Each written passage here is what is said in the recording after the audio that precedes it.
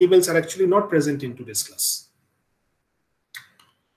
So I don't know how should I interpret this. Anyway, fine. So let's go back to this.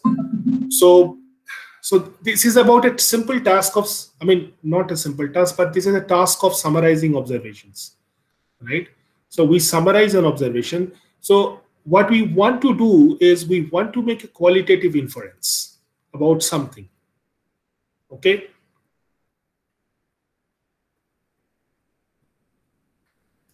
But what we do is, I mean, our tools of making such qualitative inferences are quantitative.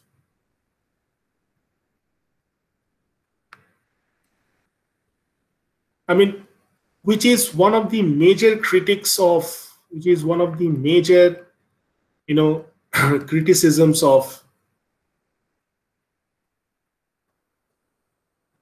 all data models, right? In fact, if you recall, I don't know if you heard of George Box.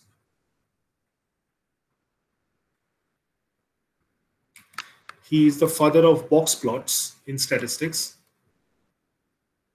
So he once said this, I mean, all models are wrong.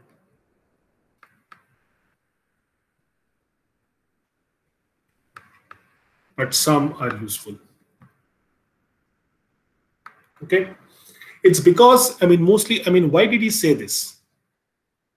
The reason he said this is that many of the instances, in fact, I think all of these instances, I mean, your assumptions, the assumptions that you make, the assumptions we make are,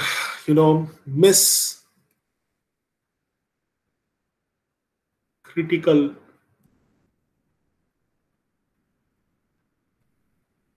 real data properties.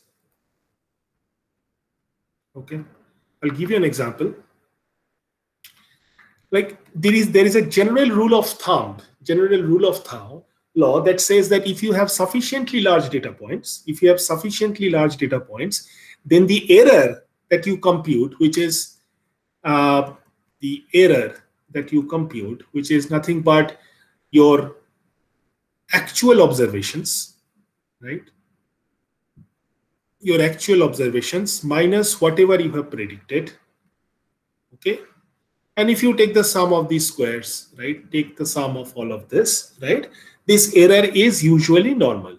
This is one of the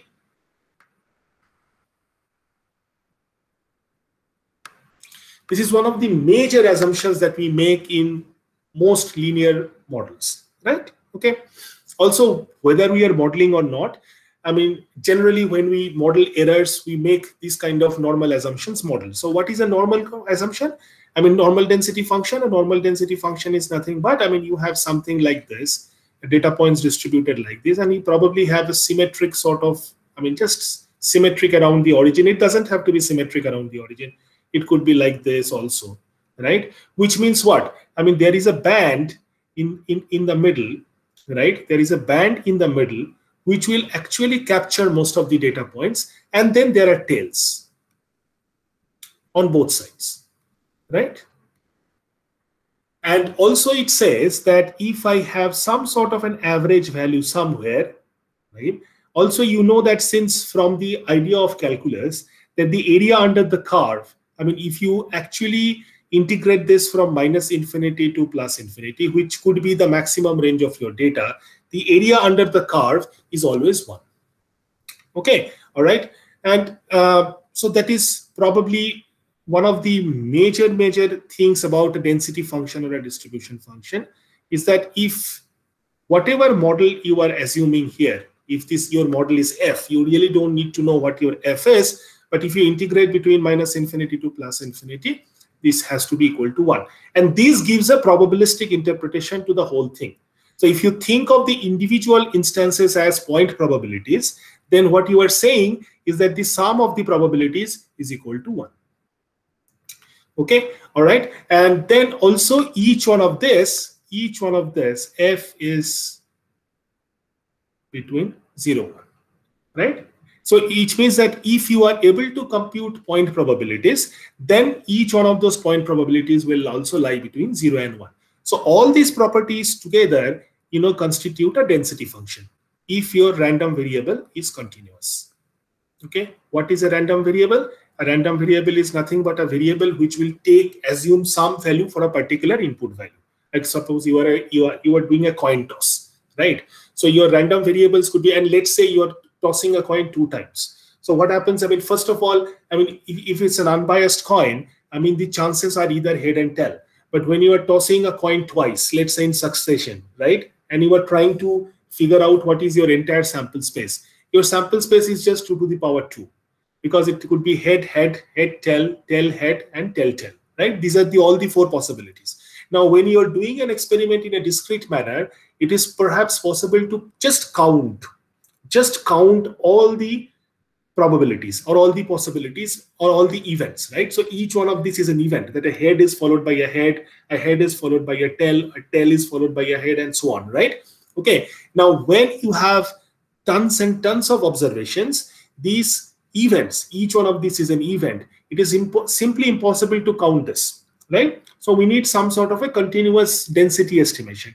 And that kind of continuous density estimation is given by using integrals. If you are able to count, then instead of the integral sign, you replace the integral sign with a summation.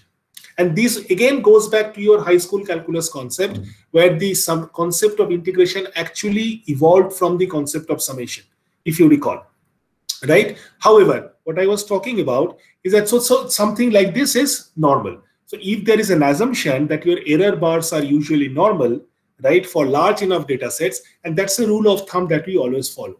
But in particular cases, this rule of thumb miserably follows. And this particular rule of thumb is actually follows from the fact that if you have a large number of data sets, I mean, no matter what different distribution or density function, your data distribution may not always look like this, right? I mean, it's sort of impractical to assume that all your data distributions are like this.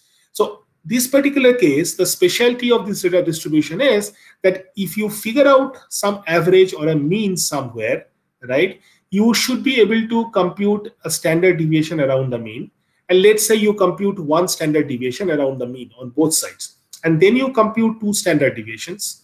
And then you compute 3 standard deviations. So what happens if the data is distributed normally, then between the mean and 3 standard deviations of the mean, 95% of your observations lie. And everything else, which is 5%, which is 2.5% and 2.5% on either side of the tail, lie outside that. So that is why, I mean, this density function is so popular, and it's sort of nice that you are able to sort of, model most of your data by using just one indicator, mean. Okay, which is what I imply by summarizing observations. Okay, so the question is, when I say summarize observations, can I use a single indicator?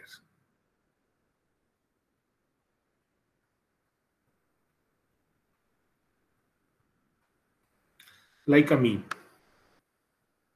or an average, right? Okay, mean or a standard deviation. So in the case of normal density functions, I'm able to do so. But also, please note that these normal density functions are not very robust to outliers, because these kind of density functions do not model outliers for pretty well, right? You cannot say whatever is lying in the tails is an outlier. You can't say that.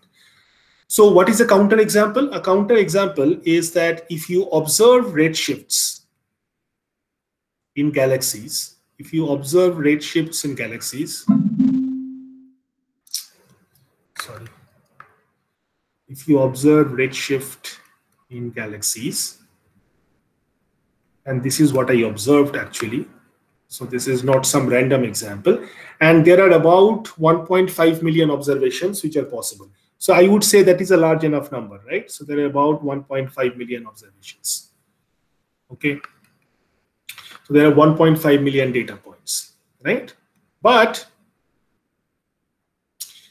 to my surprise, what I found is that these observations, these are not observations, these are errors, okay, which means the difference between the predicted values of the redshifts and the actual values of the redshifts, these actually turned out to be something like this.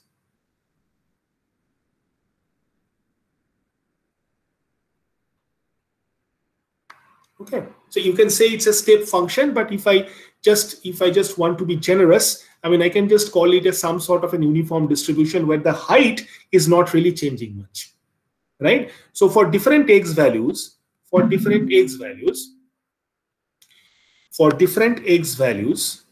what you are observing in y values is the y values are almost constant, right? So such kind of density functions are known as uniform density functions. Okay, and this is the reason why Box said, I mean, a century back, that all models are wrong, but some are useful, right? Okay, so it's mostly from a heuristic practical point of view. Okay, and also this example shows that because the assumption that for large enough data points, all distributions. So what it is saying, right? I mean, if I just go back to theory, that all assumptions. So this is a different density function, right? This is a uniform density function. This is very, very different from this, right? But according to the central limit theorem, what it says is that if you have an infinitely many number of observations, I mean, I would say that 1.5 million data points is pretty close, right? Because it's large enough. Because in a computer system, there is no way to quantify infinity, right? So for a very large number of observations, all other density functions will converge to this one. That is what the central limit theorem says.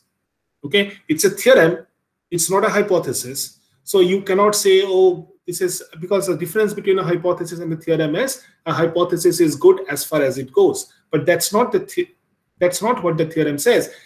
Whenever I prove a theorem, I mean that under the assumptions that I stated, the theorem is always true. You see a counter example where the theorem is not true. Okay, so which is why there needs to be an interplay. I mean, you need to understand why theory fails and whenever that fails, right? So that's because, I mean, I find it natural to shuffle between the linear model, rather the linear algebra concepts, and some statistics or data-driven examples. Okay, all right.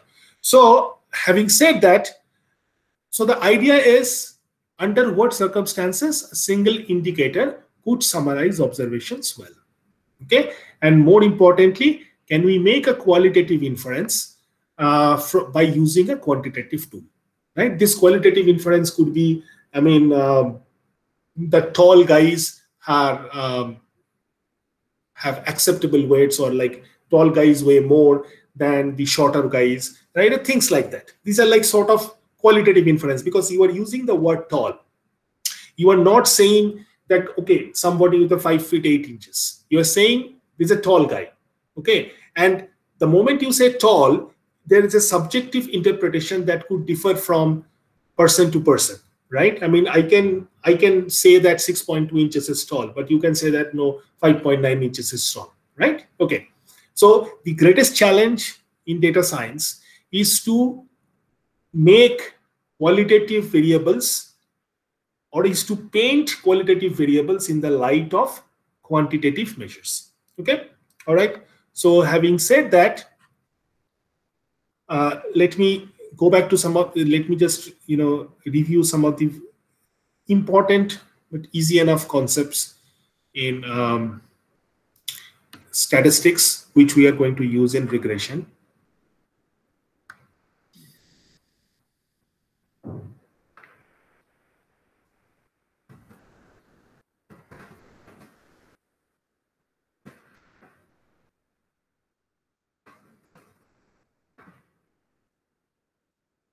All right, so we'll just use this slide once again by Rajan.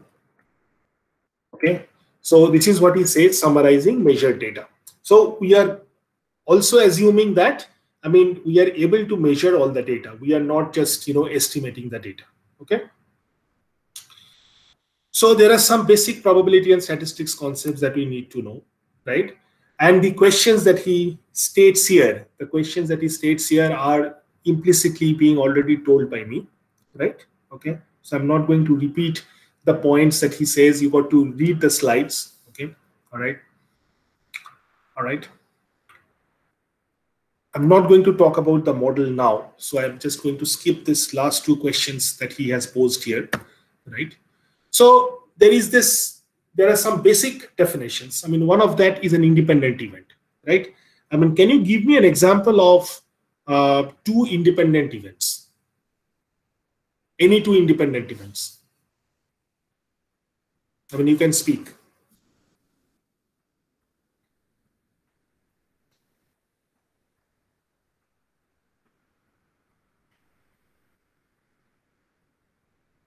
You can think of a queuing system. Are you familiar with queues? I mean, not queue as a data structure, but queue as a queuing system in a networked machine.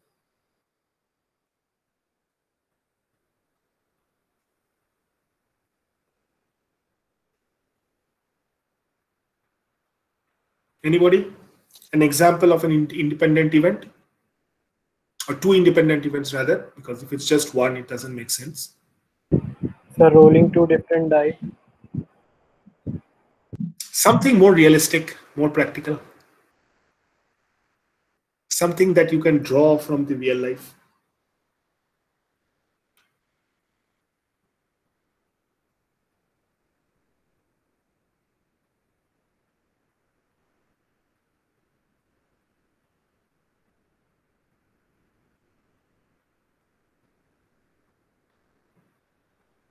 And these are usually assumptions, right? These are always these model assumptions.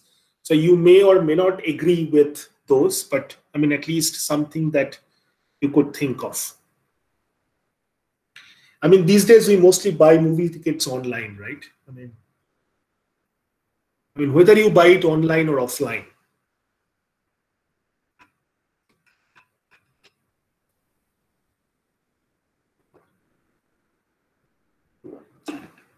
So let's say I'm buying online and you are also buying online, right?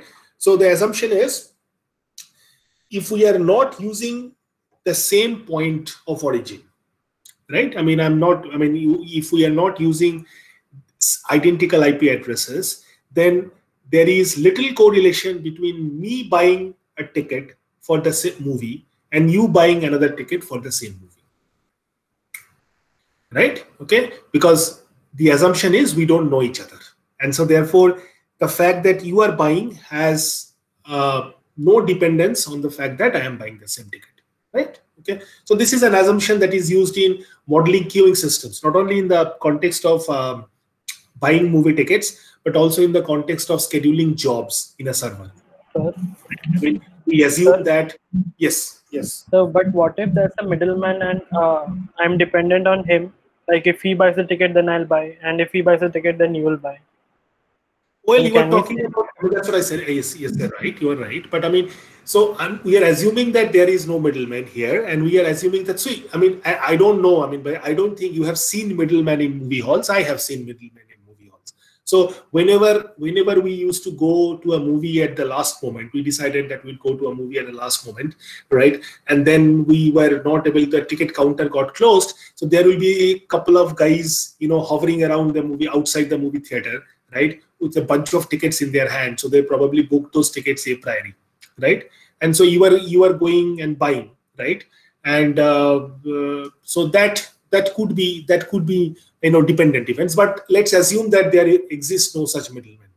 Okay, so in that case, the two different ticket buying instances from two different IP addresses could be modeled as independent. Okay, so in fact, there is this assumption that so what is happening is a request is coming into a system.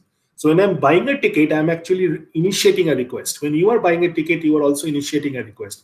So this this sequence of request arriving at a pipeline, right? And the pipeline could be a movie ticket pipeline, or it could be a job processing pipeline, right? In a cluster. I mean, so these requests are modeled as independent events, right? In fact, there is a very, very specific distribution that is used. It's called POSA or Poisson, or whichever way you want to call it, but it's not a normal distribution.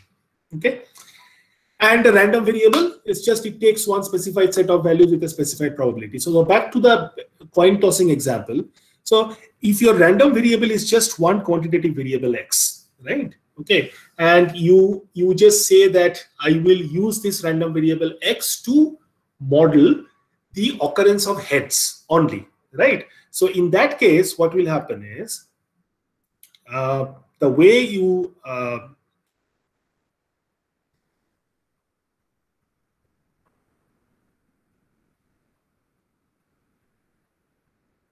so if this is my random variable x, right? So what it does is, it can take a bunch of values from the real space, right? Okay, and what it does is it will output a value, right? It will output a value on the real number line within some specified range. Okay, so typically for the coin tossing example, so you have this head, tail, head, and tail, right? So what you can, if you define your random variable x as the number of heads only, right? So what it means is, it could only take values 0, 1, 2, right?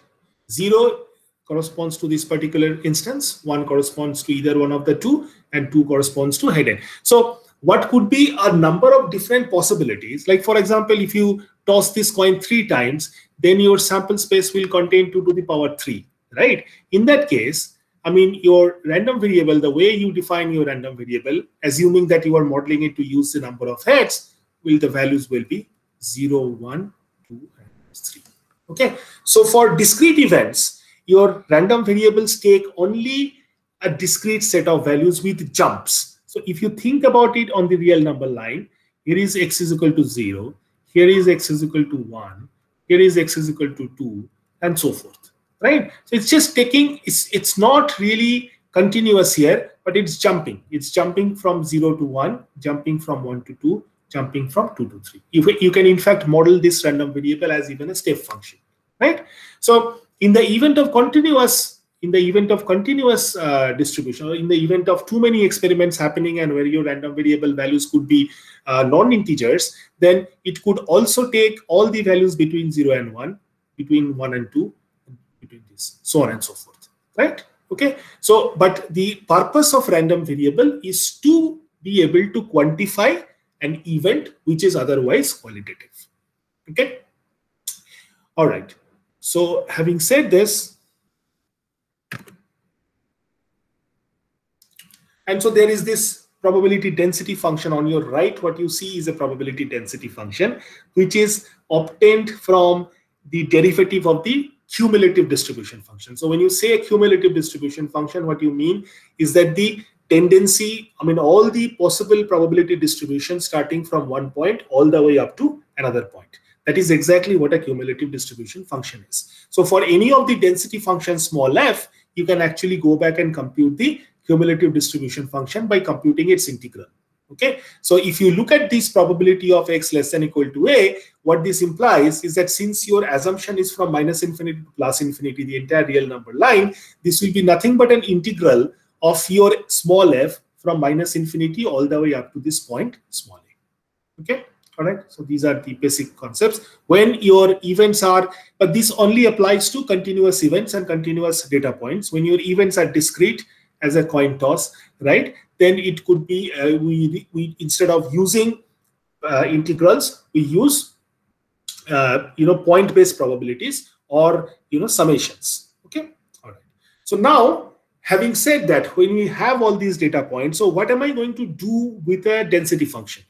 So given a density function small f, right? What do I do with it? Well, out that the average of these observations that you so want to compute, right? If it's a discrete random variable, it is nothing but the point probabilities of observations for all of those points, right? And you sum it up over all observations. If it's a continuous random variable, then what you do is that you replace these xi's with x, and your pi's, which are discrete probabilities, which is otherwise known as a frequentist interpretation of probability, which nobody uses these days. So these discrete probabilities are translated to a function, right? A density function, like a normal density function. I integrate from minus infinity to plus infinity. Okay, so this is how you compute the average value or the mean or the expected value of your random variable. Okay, similarly, variance is nothing but the deviation from the mean, right? And it's squared deviation from the mean. Okay, so for discrete random variables, the formula is this, right? For continuous random variables, the formula is that. Okay, for discrete random variables, this can be written in a very smart way. I will show it to you later. Okay, and the coefficient of variation explains the variability of your data point. Okay, all right. So this is nothing but the ratio of standard deviation and the mean. Okay, so what do we care about covariance? The idea of covariance comes from the idea of independent events. So if let's say you have two different events, right? And you model each event by using a random variable. So assume that your two random variables are independent of each other. So you should then, in that case, the covariance between the two is completely zero. And from the argument of independent probabilities, I mean, which you probably are exposed in high school, the expectation, the joint expectation of the two random variables is nothing but the product of the expectations of the individual random variables. If you translate this in the language of probability, just think about this. I mean, from the set theoretic notions of probability, is that if two events are independent of each other, so if P and A are independent of each other, then your probability of the joint event, probability of AB is equal to probability of A times probability of B. Okay, this relation does not hold if there is some dependence between the two events. Okay, so there is this covariance matrix which we have often encountered in principal component analysis as well as this singular value decomposition. This covariance matrix is nothing but it captures the relations between the different independent random variables that we have in our data set, right? And this, if you know your correlation coefficients between two variables, you can use this to construct your covariance matrix, right? Okay. So what is a correlation? Correlation is just a statistical measure between how strongly two variables are related to each other. Okay, so the main measure is usually lies between -1 and +1. So if it is closer to -1, then we say that the two variables are strongly correlated in a negative sense. If it's +1, it's the other way around, strongly correlated in a positive sense. If this value is close to 0 or lying in the range of 0, then we say the variables are not correlated. Please also understand that the measure of correlation has nothing to do with causation. So even if, let's say, the correlation between two variables x and y is +1, you cannot say x is causing y. Okay, so measures of causation are completely different and beyond the scope of the class, so I'm not going to talk about it. But the idea of correlation is the correlation of x comma y is nothing but correlation of y comma x, which tells us that this is a symmetric measure. Okay, so it does not tell us anything about causation. On the other hand, causation is an asymmetric measure, which means there is an arrow that it goes in one direction, x to y or y to x. Okay. All right. So there is also some nice properties of mean and variance of sums. So this turns out this expectation operator, which we use, like E of x is nothing but E of x is nothing but the mean. So if you have several random variables and you wanted to take the mean of those random variables, right, together, then it's just the additive property comes into picture. Okay. Similarly, this expectation, I mean, if you take just E of A1 x1, so let me go back to the whiteboard, right?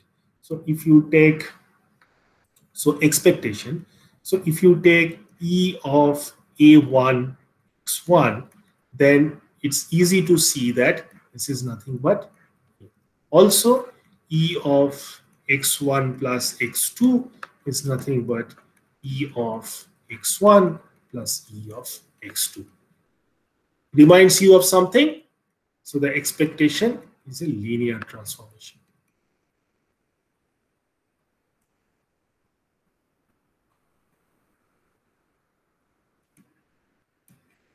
Okay, all right. But variance is not. Variance is not. Variance is not a linear transformation. Okay? But the sum will apply, right? Okay, and obviously the scalar multiplicity will not apply, right? I mean, you can see easily, right? But even for independently, so as long as the variables are independent random variables, these properties will hold. Okay, and this is one of the reasons why, I mean, we sort of care about IIDs, identical and independent and identically distributed random variables. So if all of these random variables are normal, right? Okay, then you can say that you take the sum of all of these random variables and your cumulative distribution is also a normal distribution. The same applies to any of these distributions, as a matter of fact. Okay, all right. But these distributions have to be identical. Identical in the sense, when you are defining a normal distribution, you have to define a range. So let's say you define a range of a normal distribution from minus 100 to plus 100, right? Okay. So you got to sample several normal distributions within the same range, right? And then take the sum. Then that sum also becomes a normal distribution. Okay. So you might ask at this point, what's the difference? Well, the difference is your mean could be different, right? I mean, your normal distribution could be a fat distribution, or it could be a sort of a lean distribution. So the maximum height of your normal distribution of one normal distribution could be different from the height of the other normal distribution, right? So that's how they are different. They're different in their quantitative summarizing measures, but all of these distributions are sampled from the same range. Okay, so then these kind of additions make sense. Okay.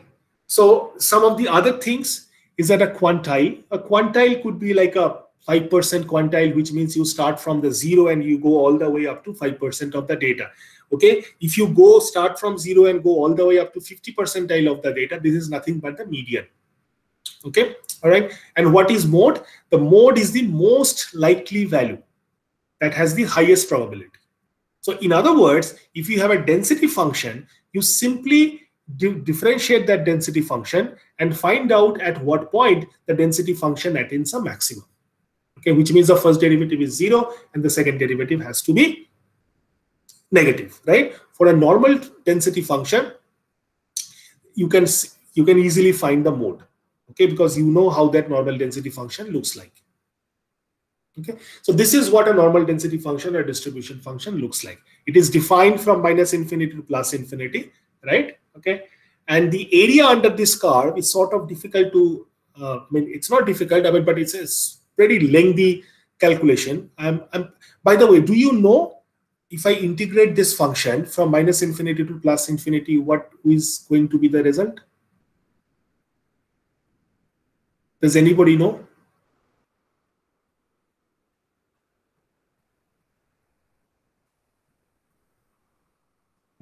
It should be 1. It will be 1, right? Yes. Yeah. Okay. So you know this, or you have like explicitly computed this and verified this for yourself? So it's a PDF, right? It's a PDF, right? So oh, that right. But I mean, otherwise, have you any one of you tried this? Have you any one of you tried to integrate this from minus infinity and plus infinity and see how this turns out to be 1? No, probably no. That's okay. You can try this, right? You can try this on your own, right? It's a complex integration, but I mean, you have to, these from the Cartesian coordinates, you have to go to polar coordinates, right? And you have to introduce dummy variables and so on and so forth, right? But this is a normal variate with some mean and some standard deviation. So standard deviation is nothing but the square root of the variance, right? So typically, if you want to normalize your data, like for example, bring it to 0 mean and 1 standard deviation, that is called a standard normal distribution. Okay, any normal distribution can be brought into this, right? But if you take all observations and subtract the mean from the all observations and divide it by the standard deviation, then it becomes any normal density function becomes a standard normal density function, okay, in the 0-1 range. Okay. All right, so these are just quantile confidence intervals. I mean, you don't need to worry about this now, but what this tells us is that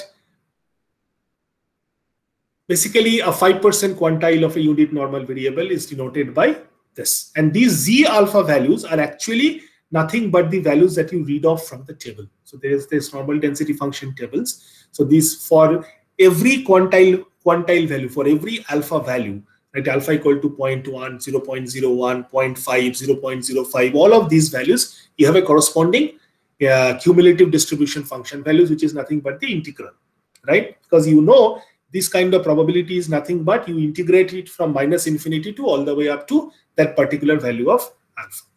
Okay. So as I said, why normal density functions are so popular? Because if you take any number of independent normal variables, then it also becomes normal, right? And if you take a sum of large independent distributions, then it also has a normal distribution. This is called the central limit theorem. Okay, it is usually assumed that this central limit theorem holds, but as I have shown you in an example, that it is not true. It cannot always be true that the central limit theorem holds all the time. Okay, all right. But one of the derivatives or corollaries that we draw from central limit theorem is that the experimental errors caused by many factors are normal. This is something that comes from the central limit theorem, and this is something that may not hold true for all the cases as I just demonstrated to you, right? I mean, if you want to know more, there is a paper in ResearchGate which uses mean absolute error as a loss function and predicts the redshift frequencies of galaxies, many galaxies, written by me. And there you can see pretty much what I am saying. Okay. All right, so we are back to that, our initial point of motivation, which is given data, how do you summarize data by a single number? So is mean a good measure, or is median a good measure, or a mode a good measure? Okay, all right, you already know what is mean, what is median, and what is mode. So, I mean, let me ask you before I show you this. So suppose, I mean, do you think the mean or the expected value of the density function, is it always a good measure to summarize data? What do you think?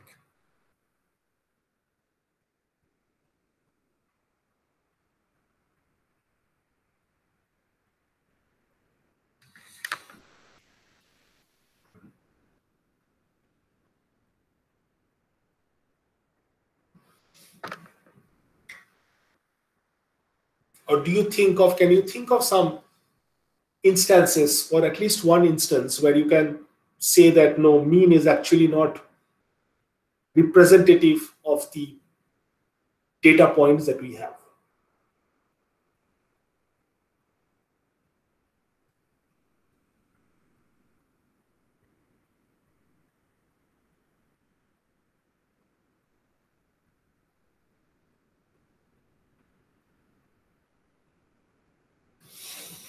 Right. So just to tell you what mean is, and just to let me go back to the whiteboard.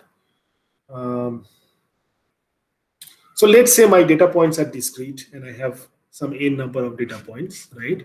So my mu, or expected value of the random variable, is nothing but this, right? Okay. This n is the number of observations, or we also call it degrees of freedom.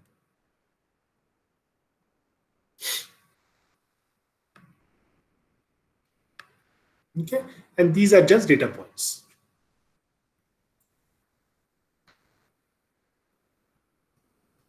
Okay, similarly, sigma square is nothing but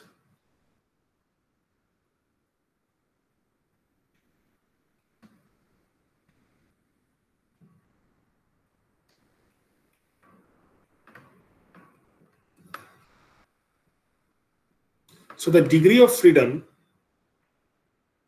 here decreases by 1. Can you tell me why? So we need to calculate mean first. You are taking mean away, right? So you are taking one Yeah. data point away from the n observations. Okay, Yeah. fine. Go back to my original question. I mean, do you think mean, this guy,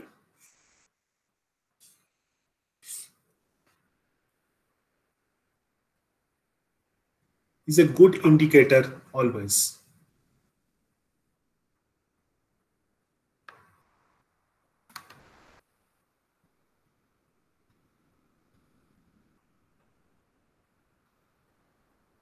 Okay, let me give you an example. So let's say, I mean, me and many of my colleagues are faculties at Pittsburgh, right? Okay.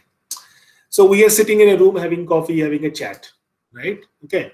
And there are assistant professors, associate professors, right? I mean, there is a finite fixed salary, right? Whatever that salary is. Okay. All right. Jeff Bezos, Bill Gates, and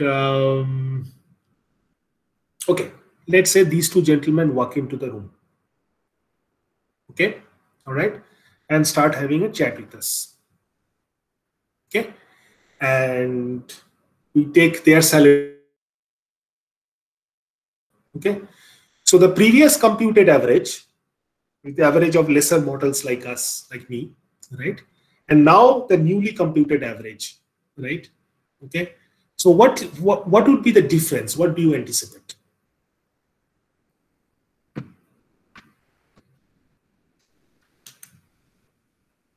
So the previous computed average would be reasonable, I would think, right? I mean, before Jeff Bezos and Bill Gates walked in. Now that they walk in, you add their salaries and then you divide it by the number of observations, right? Okay, that number will be significantly different. That one number, mu, will be significantly different from, you know, significantly different from what? Significantly different from rest of the n minus 2 data points. So now you have n data points, okay? All right, where there are two outliers, right? Okay, and these two outliers walk in, and you consider these outliers, compute the mean, right? The mean will be significantly higher, right? And if you look at that mean number, that average number, you won't be able to relate that average number to most of the other observations in the data set. Okay, so whenever that happens, right, so you got to take a very good look at the data set before you decide which one, mean, median, or mode, which one is a good indicator to summarize your measured data. Okay, all right. So if I go back, right, I think probably I should, yeah. So look at this example. So this is a system example. This is some average performances returned in a Linux system, right? So there is this system A. Look at the numbers on system A and look at the numbers on system B. So in the system A, most of these numbers are like 9, 10, 11. So they are in the range. You can say these are friends, right? So you take the sum of them and you take the mean, right? And when you also look at these numbers, you see that the most frequent occurrences of this number, which most frequently occurring number is 10. What is your mean? 10. So your mean is actually in this particular case representative of the most frequently occurring data points in your set. So in this particular case, I can safely say that mean is a good indicator. But look at system B, 5, 5, 5, 4, 31. The most frequently occurring number is 5, right? Your sum is again 50, right? Your mean is still 10, right? Right? Okay. But now that your mean is 10, your most frequently occurring number being 5, will you say that mean is still a representative indicator? I don't think so, right? So this is the common misuse of means. I mean, do not just take the average of data points, okay, before looking at the most frequent occurrences of it, okay? All right. So with this, we'll just go back to the schematics, right? You can say in this particular case, if your density function looks like this, like a triangle, right? So in this case, your median, mean, and mode are exactly the same, right? However, you go to the next image, right? we have a density function which looks like this, which is bimodal, right? There are two modes here, right? Okay, your median and mean are significantly different from what your mode is, right? Now come down and see the sort of uniform density function, right? You don't have a mode because there is no maximum height here. You are not able to compute any maximum height. All heights are equal, right? Your median and mean are pretty much the same. Okay, and here are just below this, there are two different data distributions. One is skewed to the right and the other one is skewed to the left. Okay, so you can see how the mode, median, and the mean are distributed in such skewed distributions. Okay, so most of the statistical indicators that we use are principally based on the fact that I am dealing with a normal density function where there is only one mode. Okay, the moment it becomes bimodal or multimodal, right, these things start differently.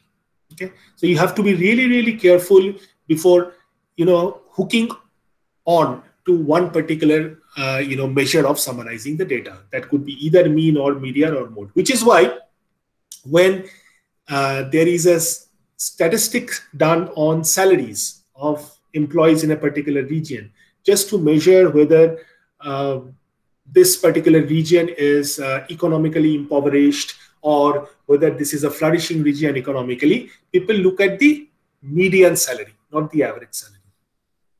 Okay, so they look at the median salary and then they determine what is the most frequently occurring number. Okay, your campus interview placements. When the campus interview, I just was looking at the campus interview placements of 7th semester, and I saw that the median and the median is actually slightly larger than the mean. That is an interesting observation in this year. I don't know about previous years, right? So your median was somewhere around something. I mean, I don't remember. I think 20 lakhs or something, or 21 lakhs. Your mean was actually 18. Okay, which means a lot of people actually got offers in that range of 21 lakhs. Okay, and so that is why it is more representative to say that the average statistics is 21 lakhs rather than saying that the average statistics is 18 lakhs. Okay, all right. I mean, we'll come back to this, but I guess you have exams, and I put up you also sort of. As far as time is concerned, we are done. So we will. So these are some of the basic things that I wanted you to did not know. I just wanted to refresh your memory, right? And then we will move to regression analysis in the next class.